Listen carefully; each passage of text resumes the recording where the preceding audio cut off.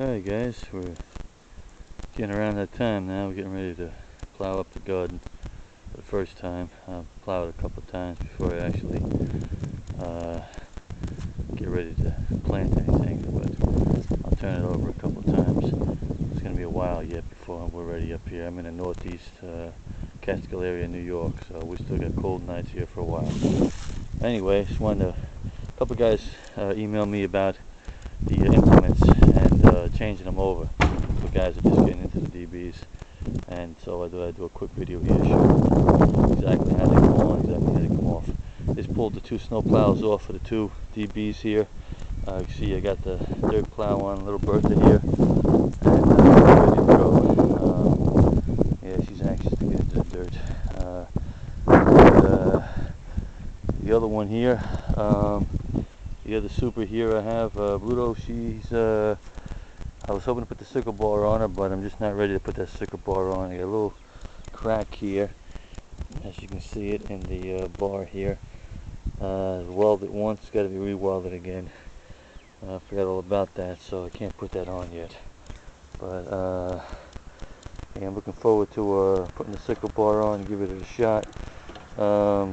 Had this a while, never used it, so I really don't have actual use for it, but just for the fun of it, I'm going to throw it on and see how she works. Just want to go over okay with the attachments. Okay, you see the square here that you're looking at?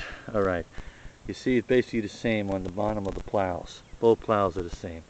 Alright, even though it's not square, you get the idea. The two arms coming out, alright, with these four nuts on it. Alright, those are the nuts that mount it to the frame. Alright, now these nuts here, they all take a 5/8 open end wrench. Alright, now you're up under there, under the frame, and you're trying to get this thing off, and you can only do a quarter turn at a time. It gets to be a pain in the ass sometimes. Not that they're so long, but if you want to just cut down on that time and save a knuckle or two, you might want to save. Take these off. Alright, take these original ones off. Just put regular 5/8 nuts on there. Now you can use a ratchet or a box end. Box end with the ratchet head. Much easier, much quicker, in and out. The only difference is that these original nuts, you can see, have the washer ending on it, end cap. So if you're going to change it to the regular nuts, I advise using a washer. That's the only thing. But other than that, I just happen to have the original ones on these particular implements, so I use them. So just an idea. You want to save some time, and if you're missing a couple of the nuts, regular 5/8 nuts is actually be much quicker to take them on and off. That's all it is with the front implements, is those 4 bolts and the arm here on the snow plow. Some other implements have this as well. This arm here on the snow plow, which goes up to the bracket underneath. I'm going to tip this DB on its ass so I can show you that bracket, which is the most important piece. The beauty of these DBs are simplicity. However, things are so simple, if one piece is missing, the whole opera falls apart. I'll tell you right now. This piece right here, this bracket, a lot of times it's missing. Yeah, you can use a straight piece of steel, drill 2 holes in it, and it'll work, okay? But if you don't know it's missing, and you don't know you should even have it, it's going to drive you crazy, I'll tell you right now. Because that tit on the snow plow will reach and bolt right onto the ear here of the tranny. But it's not good. You're going to snap that ear. That's why it has to go onto here. Alright, you don't want that pressure on that ear like that. First off, it's not a straight. It's going to be up on an angle. And it's just not the way it should be. Alright, this piece here is very important. Also, the hole that you see over here in the front. Alright, if you go to put a rear attachment on, the arm that comes up from the rear and goes into here, if you're missing this piece, you're going to think it goes in here. It seems logical. It should go right into that hole. When you put it in that hole, nothing's going to line up. The back implement's going to be sticking out another 2 inches. This 2-inch difference here, or whatever it is is what the difference is that you need to make that work. So a couple of guys are going crazy, emailed me that they just couldn't get the attachments to line up right, and one of them was missing this piece, in fact. So sent them a picture of it for him to fabricate it with the measurements.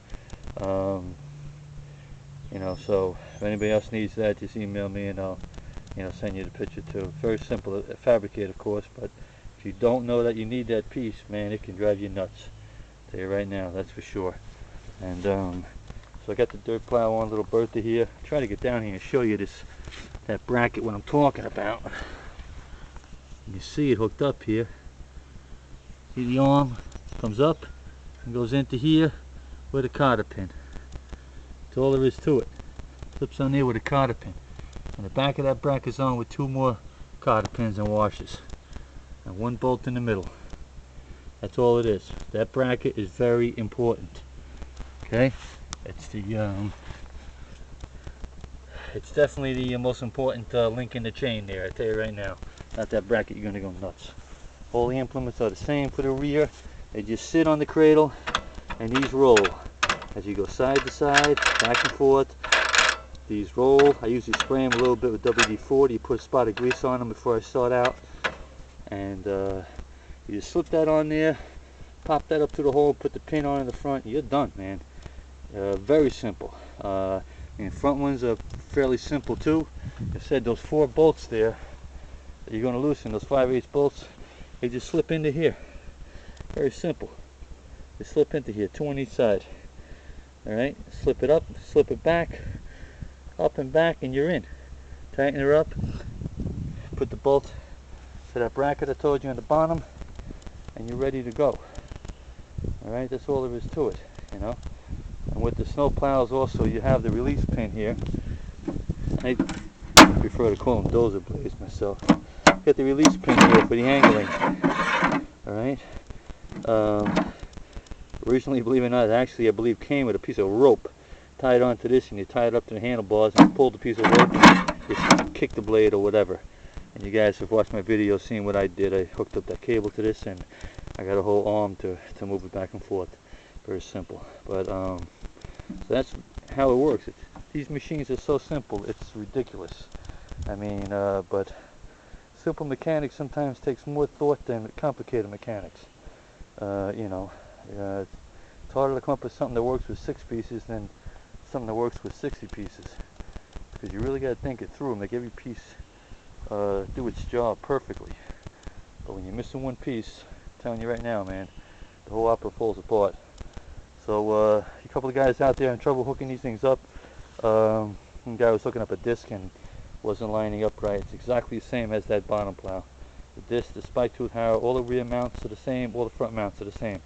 The only difference in the front mounts here, something like the sickle bar here, you obviously have an extra pulley with an extra clutch, okay, which engages and disengages the belt, the clutch in here, which makes it work or not work. It's a long rod that goes near up to the handlebars. So got to get that spot welded there. I'll be putting that on there, and even doing a little quick video of that.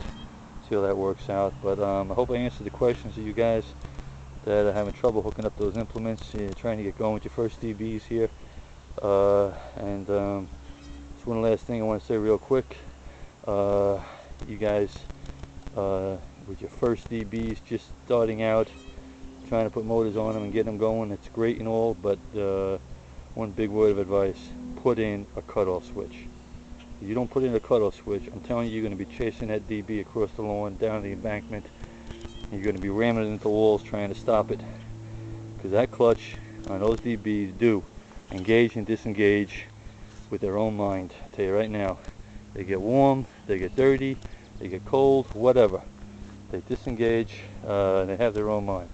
So I want to show you one last thing. These Tecumseh engines that you get off the snowblowers, okay, a lot of them, most of them with the snowblowers, do not come with an air cleaner. Right? It comes with a heater box. I have one in there. I don't waste the time getting it to show you. So this one had no air filter on it at all. Okay, and as a result, the carburetor was a mess. We built the carburetor and everything. So what I did was, I could not find an air filter to fit it. fabricated on my own. Very, very simple. Piece of plastic electrical box, a shallow box. Okay? Use a spade bit, and it's an 1.5-inch blade. You drill a round hole, fits over the carburetor. You drill 2 smaller holes for the 2 screws into the carburetor. You take a plastic cover, drill a whole bunch of holes in to let the air through. I put a sponge in there, really tight. That's it. Got a perfect air filter. Works great. It's low profile, doesn't interfere with the hood. Hood closes, and I think it costs about a total of maybe 60 cents for that air filter. I seen one of the air filters like on this one here. One of these Tecumseh air filters. I seen one on eBay. The guy freaking bid was up to like $32. Now, you got to be out of your mind. I only paid 50 bucks for the engine. I ain't paying $30 for an air filter. So that kind of made me determined to come up with my own. So yeah, it's just the first fabrication, you know, job that I threw together. I know you purists out there right now about ready to puke all over your computer. But anyways, hey man, it works. It's simple. It's cheap. And this air filter works just as good as that air filter. And actually even better, because I take these 2 screws out, take the sponge out, wash the sponge in gasoline, soak in oil, squeeze it out, put it back in there. I'm done.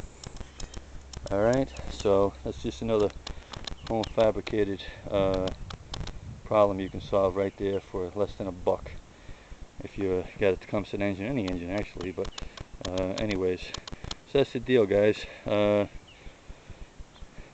That's about it on the implements. Hope I answered all your questions, guys. You guys were having trouble with the implements, and you guys that have problems with the air filter deal, now you know what to do about it. So that's it. Thanks for watching, guys. I appreciate it. When I get that sickle bar going again, I'll be back with a quick video of it.